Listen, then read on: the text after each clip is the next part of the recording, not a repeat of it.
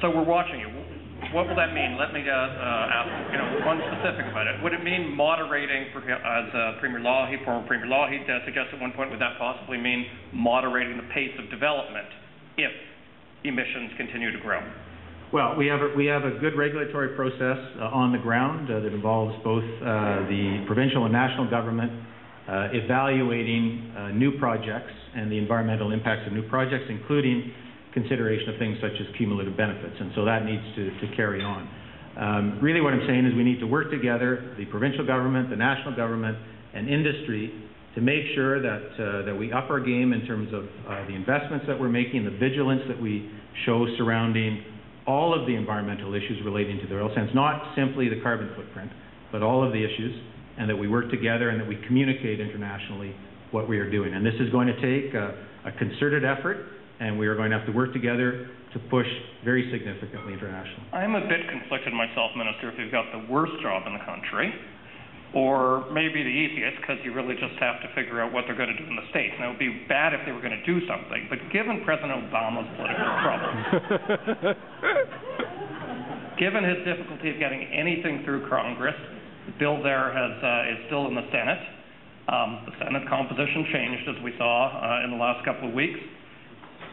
So if he can't do anything, does that mean we don't have to do anything? Well, they need to make a choice, and we need to proceed both internationally and continentally, as well as with our domestic policies. We will not be standing still. Firstly, just let me say, on an international basis, there is an enormous amount of work to be done converting the Copenhagen Accord into a full binding treaty over the course of the next year. The conversion of the Kyoto process took close to 3 years. We need to move faster than that. Canada will be participatory and constructive in all of that.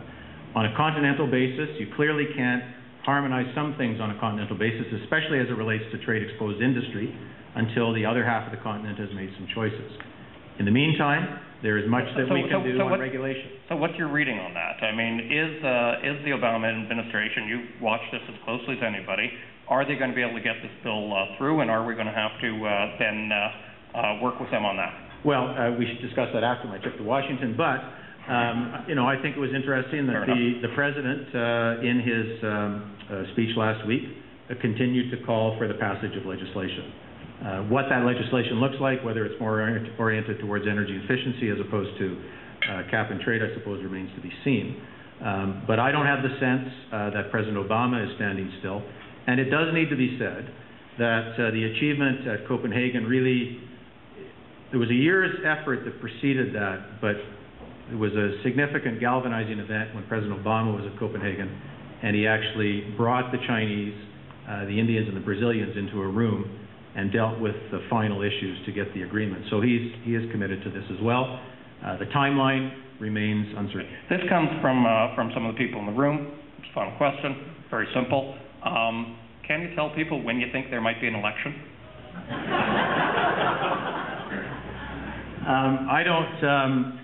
We're focused on getting back to work with an economic plan that is recalibrated, and we are working hard at that. I can tell you that we're working harder than we ever have. We're doing the people's business. We don't desire an election.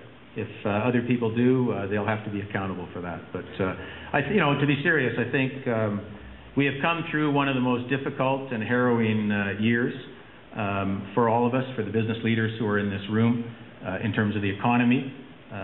We are emerging from that. It is still fragile. The government is very focused on making sure that we have the right public policies in place, the right budget, to continue to pull us out of this. And that's our focus, not the election.